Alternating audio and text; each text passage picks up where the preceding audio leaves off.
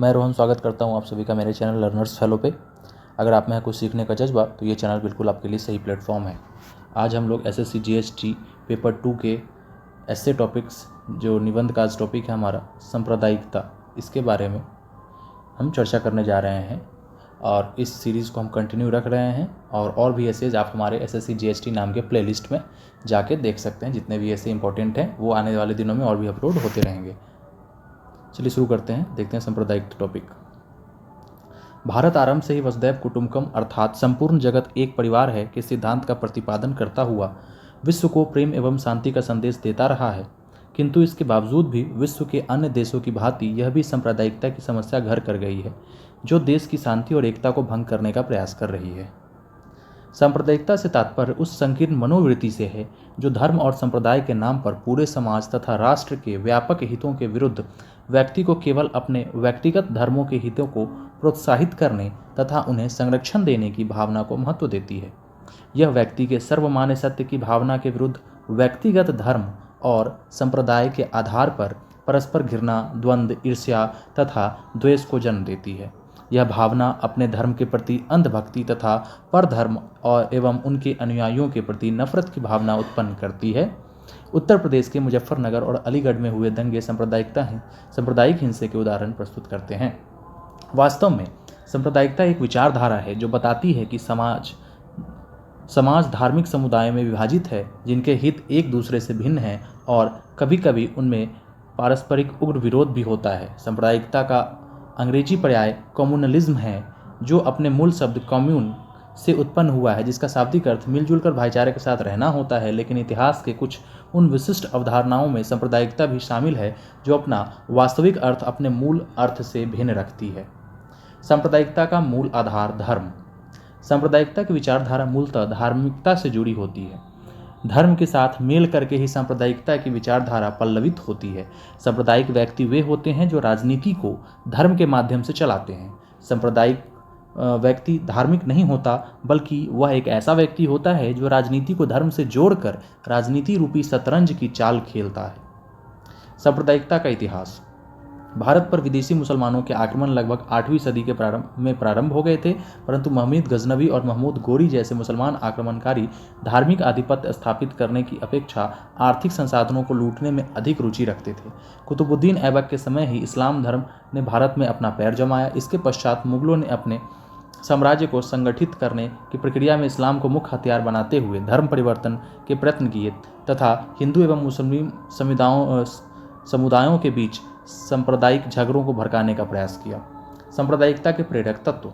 1857 की क्रांति में हिंदू मुस्लिम साथ साथ मिलकर अंग्रेजों के विरुद्ध लड़े थे। अतः 1857 के विद्रोह और बहावी आंदोलन के पश्चात अंग्रेजों ने मुसलमानों के प्रति दमन और भेदभाव की नीति अपनाई, परंतु 1870 ईस्वी के पश्चात भारतीय राष्ट्रवाद के उभरने तथा नव शिक्षित मध्यम वर्ग की राजनीतिक प्रक्रियाओं और सिद्धांतों से परिचित होने के कारण अंग्रेजों ने मुसलमानों के दमन की नीति त्याग दी तथा उसमें चेतना का प्रसार कर तथा उन्हें आरक्षण एवं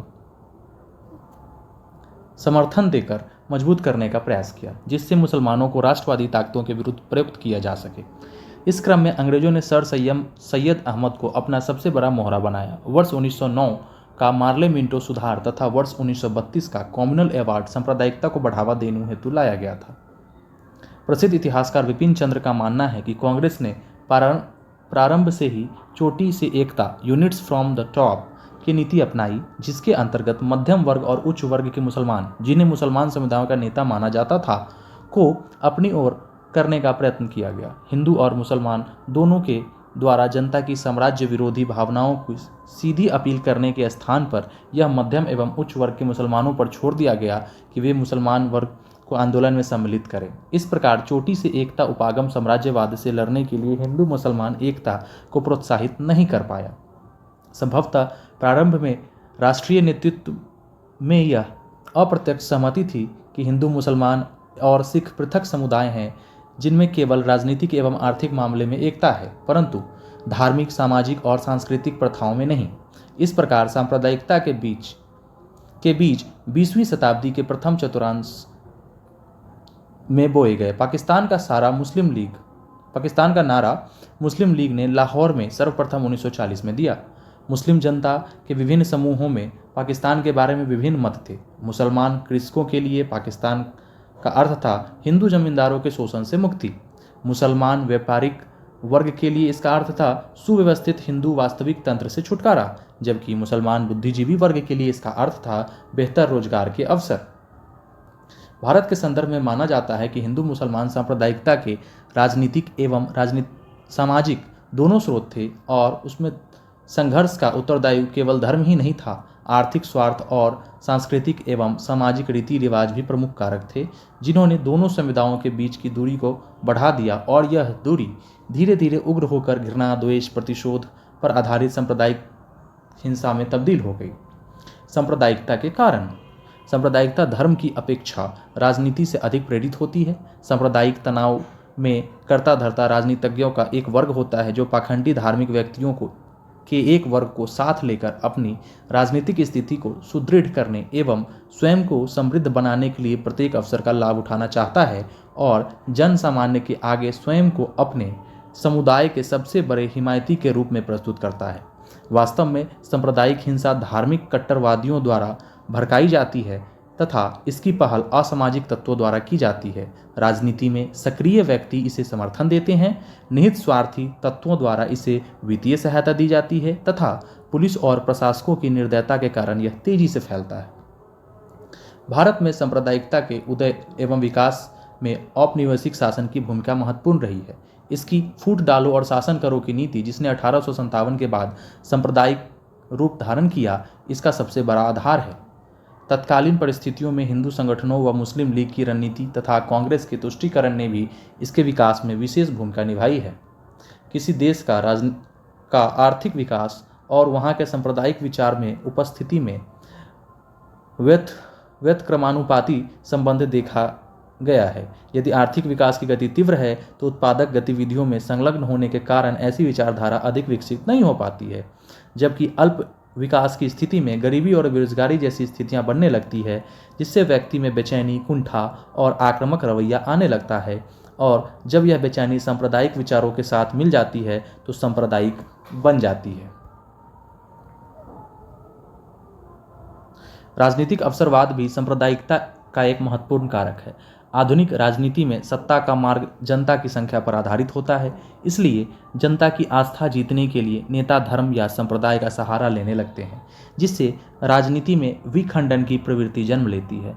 जैसे जैसे मत की भूमिका बढ़ती है, यह और प्रभावी होता जाता है। आधुनिक तार्किक शिक्षा का अभाव सांप्रदायिकता के विकास में उत्प्रेरक की भूमिका निभाता है, क्योंकि शिक्षा का महत्व इस बात में है कि कोई व्यक्ति भावनात्मक आधार पर निर्णय न लेकर वैज्ञानिकता के आधार पर निर्णय ले। आधुनिक तार्किक शिक्षा नए विचारों को जन्म देती है, जिसमें एक दूसरे समूह के सांस्कृतिक अस्तित्व की मान्यता स्वीकार करने लगता है। इससे सांस्कृतिक सापेक्षतावाद की स्थिति कहते हैं। ऐसी स्थिति में यदि सभी व्यक्ति इस मानसिक स्तर को प्राप्त कर लें तो संप्रदायवाद, अलगाववाद आदि भावनाएं समाप्त हो सकती हैं। यही बात भारत के कुछ हिंदू और मुसलमान कट्टरपंथियों एवं संगठनों के लिए भी कही जा सकती है, जो धर्म के नाम पर अपने ही देश में द्वेषपूर्ण भावनाएं भड़काते हैं। चाहे कश्मीर में हिंसा का मामला हो या राम जन्मभूमि बाबरी मस्जिद का विवाद हो या फिर वाराणसी में काशी विश्वनाथ मंदिर और उसके बराबर स्थित मस्जिद का विवाद, वर्ष 2015 में से देश में बड़े मॉब लिंचिंग की घटना, वर्ष 2020 की दिल्ली दंगा आदि, इस तरह के सभी प्रकरणों ने दोनों समुदायों के रिश्तों में खटास पैदा की है। प्रेस और संचार माध्यम भी अपने अपने तरीकों से सांप्रदायिक तनावों को बढ़ाने में योगदान देते हैं। उनके द्वारा अफवाहों पर आधारित तथ्यों की गलत प्रस्तुति आग में घी जैसा काम करती है। सरकारी प्रयास।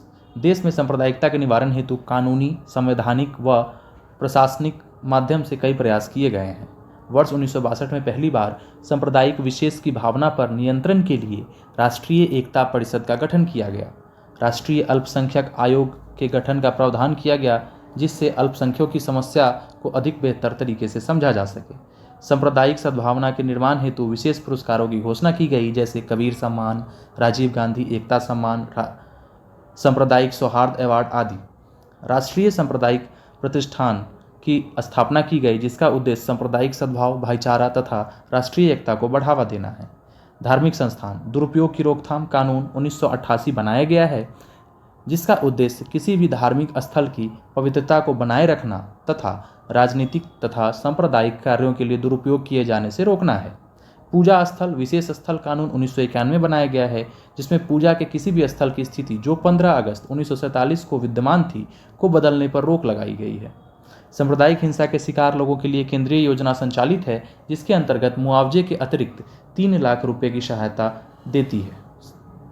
अन्य प्रयास सांप्रदायिक हिंसा के समाधान हेतु कुछ महत्वपूर्ण प्रभावी कदमों की आवश्यकता है, जैसे सांप्रदायिक मानसिकता वाले राजनीतिज्ञों को चुनाव लड़ने से वंचित करना, धर्मांध लोगों के विरुद्ध निरोधात्मक कार्रवाई करना, पुलिस विभाग को राजनीतिज्ञों के नियंत्रण से मुक्त करना, पुलिस के खुफिया विभाग को शक्तिशाली बनाना, पुलिस बल की पुनर्संरचना करना, पुलिस प्रशासन को अधिक संवेदनशील बनाना, पुलिस अधिकारियों के प्रशिक्षण के अंतर्गत उन्हें धर्मनिरपेक्ष दृष्टिकोण अपनाने के योग्य बनाना आदि। भारत एक ऐसा देश रहा है जहां मुसलमान बाहरी आक्रमणकारी के रूप में तो अवश्य आए, लेकिन एक बार आने के बाद वो बाहरी नहीं रह गए। उन्होंने इस देश को ही अपना देश माना और यहाँ की संस्कृति को बहुत गहराई तक आत्मसात किया। अकबर ने दीन इलाही धर्म चलाया और अवध के नवाब वाजिद अली शाह तो एक ही दिन गम का त्यौहार मुहर्रम और खुशी का त्यौहार होली पड़ने पर दोनों ही मनाते थे। कारण स्पष्ट था, क्योंकि मजहब अपनी जगह है और इंसानियत और आत्मीयता अपनी जगह। कोई भी मजहब किसी को वैमनस्य नहीं सिखाता। आमिर खुसरो ने अपनी मसनवी नूर सिपह में लिखा है, लोग पूछते हैं कि भारत के प्रति मेरे मन में श्रद्धा क्यों है। भारत मेरी जन्मभूमि और मेरा देश है। पैगंबर ने कहा है कि अपने देश से प्रेम करना मजहब का एक हिस्सा है। धर्म के आधार पर लोगों को विभाजित करने का कार्य केवल निजी स्वार्थों की पूर्ति करने वाले असामाजिक एवं निकृष्ट कोटि के लोग ही करते हैं। निष्कर्ष, इस प्रकार सांप्रदायिकता, जो एक सामाजिक बुराई व धार्मिक जहर है, को समाप्त करने हेतु सरकार, राजनीतिक दल, गैर सरकारी संगठनों, नागरिक समाज को मिलकर प्रयास करना होगा तथा प्रत्येक नागरिक को इतना सुदृढ़ एवं विकासशील बनना होगा कि उचित अनुचित, नैतिक अनैतिक, तार्किक अतार्किक आदि के बीच अंतर की स्पष्ट पहचान कर सके, जिससे राष्ट्रीय एकता एवं मानवीयता की गरिमा बरकरार रहे। आज हम सबको स्वामी विवेकानंद की कही बात को आचरण में लाने की आवश्यकता है। हम भारतीय सभी धर्मों के प्रति केवल सहिष्णु में ही विश्वास नहीं करते, वरन सभी धर्मों को सच्चा मानकर स्वीकार भी करते हैं। तभी धर्मनिरपेक्षता व राष्ट्रीय एकता को स्थापित कर धार्मिक सद्भाव की समृद्ध परंपरा को बनाए रखा जा सके। तो ये था इससे आज हमारा सांप्रदायिकता पे। इसका अगर PDF आप लोग डाउनलोड करना चाहते हैं या और भी ऐसे का PDF या SSC GST से रिलेटेड कोई भी अपडेट चाहते हैं और डाउनलोड करना चाहते हैं, तो आप टेलीग्राम पे लर्नर्स फेलो चैनल को फॉलो करके वहाँ से डाउनलोड कर सकते हैं। और अगर ये वीडियो आपको इन्फॉर्मेटिव लगा हो तो आप इस वीडियो को लाइक और सब्सक्राइब जरूर करें। कोई भी क्वेरी हो, SSC GST से रिलेटेड कोई भी सवाल पूछने हो, किसी तरह की हेल्प चाहिए, तो आप कमेंट बॉक्स में कमेंट बिल्कुल कर सकते हैं, उसका जवाब जरूर दिया जाएगा। तो ऐसे ही और भी प्लेलिस्ट में आप SSC GST नाम के प्लेलिस्ट में जाइए, और भी SSC GST से रिलेटेड, जूनियर हिंदी ट्रांसलेटर से रिलेटेड सारे मटेरियल्स अवेलेबल हैं और आने वाले दिनों में और भी एसेज अपलोड हो जाएंगे। Thanks for watching.